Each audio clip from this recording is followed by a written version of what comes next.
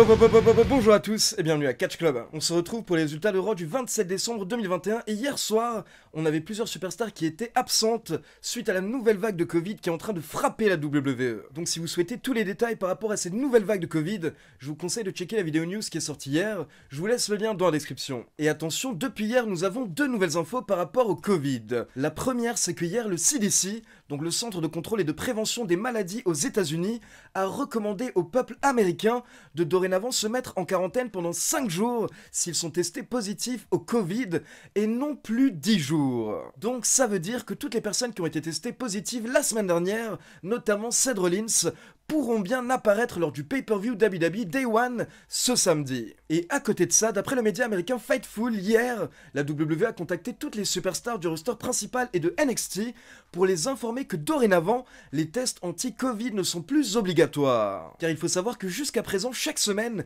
les superstars étaient testés et c'était obligatoire 2 fois par semaine pour les superstars de NXT et 1 fois pour les superstars du roster principal. Et si le test était positif, à ce moment-là, bien entendu, ils n'avaient pas le droit d'apparaître à la télévision ou au show. Mais donc dorénavant, apparemment les tests ne sont plus obligatoires, et donc ça donne un petit peu l'impression que la WWE se dit, si personne se teste, ben du coup personne ne peut être positif, et donc il n'y a plus de soucis pour nos shows. Maintenant, apparemment, toujours d'après le média américain Fightful, cette décision aurait déplu à pas mal de monde en coulisses, et on peut directement penser notamment à Roman Reigns, qui a des soucis de santé. Et du coup, depuis hier soir, je me demande un petit peu quelle va être la situation par rapport à Roman Reigns. Je me dis que la solution, ça va être que Roman Reigns arrive au dernier moment, dorénavant à chaque show, juste pour son match, et derrière, il part directement pour éviter tout contact. Donc c'est parti pour les résultats de Raw, et le show démarre avec l'entrée des champions par équipe, les RK Bro. Et Randy Orton nous dit que le seul moyen pour lui d'avoir une bonne année, c'est d'enfin battre Otis. Et là, on a le droit à des images de la semaine dernière où on peut voir que Randy Orton a tenté plusieurs fois de porter le RKO à Otis, mais à chaque fois, Otis l'a bloqué. Et du coup, Riddle se demande si c'est impossible de porter un RKO à Otis parce qu'il a pas de coup. Et du coup, rapidement, les RK Bro ont été interrompus par la Alpha Academy, Otis et Chad Gable. Et là, Riddle était méga chaud, donc il a challengé Chad Gable à un match tout de suite. Donc on va démarrer avec Riddle contre Gable, et ensuite Orton contre Otis. Et attention, Riddle nous dit qu'après les 2 victoires des RK Bro, il aura un cadeau spécial pour Randy Orton. Et Riddle avait raison car il démarre en battant Chad Gable en environ 4 minutes avec le Floating Bro, et derrière, on a Randy Orton contre Otis. Et là, on a Randy Orton qui a à nouveau tenté plusieurs fois le RKO, et à la base, Otis l'a bloqué 2 fois, mais au final, à la fin du match, quand Otis a tenté une Vader Bomb, Randy Orton l'a esquivé, et derrière, il a enfin porté son RKO pour la victoire. Et attention, après le match, Riddle dévoile son cadeau et il s'agit d'un grand magnifique câlin pour Randy Orton. Et à la base, Randy Orton n'est pas méga chaud, c'est pas trop son truc les câlins, mais au final, il accepte, il prend Riddle dans ses bras et là au dernier moment, il se retourne et il fait une tentative de RKO, mais c'était une feinte, c'était juste pour faire peur à Riddle, et derrière Randy Orton reprend Riddle dans ses bras. Ensuite, on passe en coulisses pour une petite interview de Kevin Owens qui nous explique que la semaine dernière, quand il s'est débarrassé de Bobby Lashley avec Seth Rollins, eh bien c'était son idée, c'était son plan, donc c'est lui le génie. Et bien entendu, Kevin Owens nous assure qu'il va remporter le titre lors de WWE Day One. Et donc pour info, suite à cette nouvelle vague de Covid, hier soir lors de Raw, Seth Rollins, Big E et Bobby Lashley étaient tous les 3 absents, mais Rollins et Big E sont tout de même apparus via des promos préenregistrés. Par contre, je rappelle que ça ne veut pas forcément dire que Big E et Lashley sont également positifs, peut-être que la WWE souhaite simplement les protéger jusqu'à Day One. Ensuite, nous avons cette image qu'on commence à connaître par cœur qui nous annonce que Virman arrive bientôt à Raw.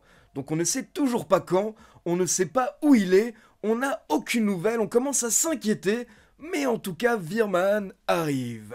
Puis on a eu un petit match par équipe très rapide avec Dana Brooke et Reggie qui ont battu R-Truth et Tamina. Et à la fin, Tamina était vénère, donc elle a tenté d'attaquer tout le monde, mais Dana Brooke s'est débarrassée d'elle. Puis on passe en coulisses pour une petite interview de Nikki Ash qui nous dit qu'apparemment le speech de Rhea Ripley a réussi à la remotiver, et du coup, elle challenge Queen Zelina et Carmella à un match pour les titres par équipe. Et un peu plus tard, Carmella va accepter. Ensuite, on enchaîne avec la finale du Bronament avec les Street Profits contre les Mysterio. Et honnêtement, il y a plusieurs moments où j'ai cru que les Mysterio allaient remporter le match, mais au final, ce sont les Street Profits qui ont gagné avec un méga blockbuster. Et donc, ça veut dire que les Street Profits vont affronter les RK Bro lors du prochain pay-per-view Day One pour les titres par équipe de Raw. Ensuite, on passe en coulisses et on retrouve The Miz qui est en train de se préparer car je rappelle que lors du main event, lors du dernier segment, on aura la cérémonie de renouvellement des vœux de mariage de The Miz et Maryse. Et hier soir, on nous avait annoncé que la personne qui va officier lors du mariage sera une surprise.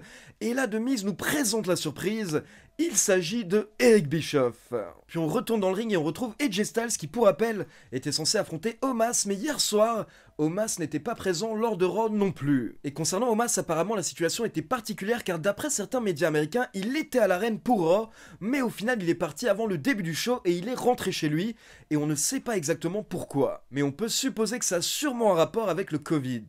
Et donc derrière, AJ Styles se demande si Omos a peur de lui, et il nous dit qu'il a vu beaucoup de géants venir et partir de la WWE, mais par contre, il n'y a qu'un seul AJ Styles. Mais là d'un coup Styles a été distrait par quelqu'un dans le public et en fait c'était un catcheur de NXT, il s'agit de Grayson Waller avec qui AJ Styles a plus ou moins commencé une rivalité. Donc Styles invite Grayson Waller dans le ring et là on a le droit à un petit peu de trash talk et derrière Styles commence à se chauffer, il se demande s'il devrait porter le phénoménal forearm à Waller. Mais là ils sont interrompus par Apollo Crews et le commandant Aziz. Et Apollo Crews dit que le géant de AJ Styles n'est plus là, mais par contre son géant est toujours là. Donc là on a Aziz qui challenge AJ Styles et Styles accepte, mais pour info, après la pub, au final c'est Apollo Crews qui affronte AJ Styles et non pas Aziz. Et donc les commentateurs nous expliquent que pendant la pub, Apollo Crews a décidé que c'est lui qui allait catcher, et il a donné la soirée de repos à Aziz. Mais ce n'était pas forcément une très bonne idée de la part de Apollo Crews car au final il s'est pris le Styles Clash au bout d'environ 10 minutes, et donc c'est AJ Styles qui a remporté le match. Et après le match,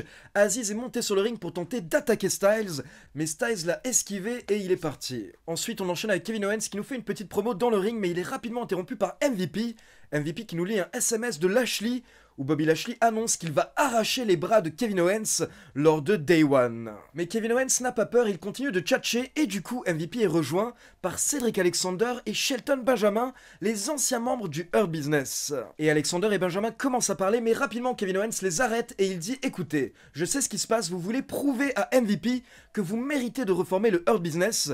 Et donc vous voulez le prouver en me battant, donc c'est parti, on enchaîne avec un match. Et là Kevin Owens était beaucoup trop chaud, donc il remporte le match en environ 3 minutes avec un powerbomb et un stunner. Et attention, après le match, il distribue également un stunner à Shelton Benjamin. Puis on enchaîne avec une promo de Damian Priest qui nous parle de son côté obscur qu'on peut voir depuis plusieurs semaines.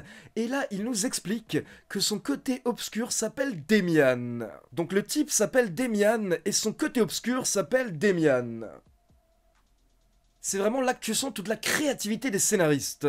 Et donc justement, on a vu ce côté obscur car on enchaîne avec Damian Priest contre Dolph Ziggler et au bout de quelques minutes, Ziggler a commencé un petit peu à trash talk avec Damian Priest et il l'a giflé. Et là, Damian Priest a pété un câble et il a commencé à violemment attaquer Dolph Ziggler. Et les deux catcheurs étaient dans un coin du ring, donc l'arbitre commence à faire le compte de 5, mais Damian Priest est inarrêtable et du coup Damian Priest a perdu le match par disqualification. Mais malgré tout, Damian a continué son attaque et il a terminé le travail avec le Reckoning. Et donc on passe au dernier segment de la soirée, la cérémonie de renouvellement des vœux de mariage de The Miz et Maryse. On démarre avec l'entrée de Eric Bischoff qui nous présente le marié de Miz. De Miz qui au passage a failli se latter la gueule en montant sur le ring sur les escaliers. Et donc derrière on a Maryse qui fait son entrée en robe de mariée, elle est magnifique. Et là on a le droit à des speeches en mode je t'aime, tu es le meilleur, tu es le plus beau, tu es ma vie, etc. Donc c'était soit magnifique, soit à vomir selon votre point de vue. Et vu que Maryse est québécoise, De Miz a même récité une partie de ses vœux en français. Donc De Miz dit oui, Maryse dit oui, et là Eric Bischoff demande si quelqu'un a une objection. Puis Eric Bischoff s'arrête et il nous dit qu'on sait très bien ce qu'il va se passer, donc bon, allons-y. Et là nous avons la musique de Edge qui retentit, car bien entendu, on savait tous très bien que Edge allait intervenir d'une manière ou d'une autre. Donc Edge fait son entrée, il monte sur le ring et directement il se moque de The Miz en disant surtout tombe pas. Puis Edge nous dit que ce soir il n'est pas là pour se battre car samedi soir il battra The Miz à Day One. Mais ce soir il est là pour humilier The Miz car ces dernières semaines c'est The Miz qui l'a humilié et ce soir il veut se venger. Donc d'un coup on voit Edge qui commence à regarder au niveau de l'entrée et dans le public comme s'il attendait des gens, comme s'il attendait des renforts. Et là The Miz commence à paniquer, mais Edge se met à rigoler et il dit qu'il se moque de The Miz, il joue avec lui. Puis Edge demande à Miz s'il souhaite réellement que ce mariage soit en blanc. Donc là on sent ce qui va arriver, Edge quitte le ring et la musique de The Brood démarre. Donc l'ancien clan bien entendu de Edge avec Christian et Gangrel à l'époque de l'Attitude Era. Et derrière, nous avons un Bloodbath qui dorénavant a été renommé en Broodbath. Donc nous avons de la peinture rouge qui descend du ciel et qui tombe sur Demise et Maryse. Donc c'est censé représenter un bain de sang. C'est une vieille tradition de l'époque de l'Attitude Era qu'utilisait de Brood. Donc honnêtement, j'ai plutôt bien aimé la fin du show car on sait qu'à la WWE, les mariages, parfois ça peut être pourri. Mais hier soir, c'était plutôt correct, c'était plutôt divertissant. Et Edge est venu sauver, on va dire, la fin du show. Et quand je dis sauver, je ne dis pas ça parce que le show était mauvais, mais parce que hier soir, à cause du Covid, il y avait beaucoup de stars qui étaient absentes. Donc je rappelle, Biggie, Bobby Lashley, Seth Rollins, et également par exemple Becky Lynch ou encore Omos. Donc tout de même, c'était cool d'avoir un mec comme Edge qui était présent, on va dire, pour remonter un peu le star power. Donc voilà, c'est tout pour les résultats de Raw. Maintenant, comme d'habitude, c'est à vous. N'hésitez pas à me laisser vos avis dans les commentaires. Et comme d'habitude, n'oubliez pas de liker la vidéo, de vous abonner à la chaîne et de cliquer sur la petite cloche pour être informé de la sortie des prochaines vidéos. Ciao tout le monde!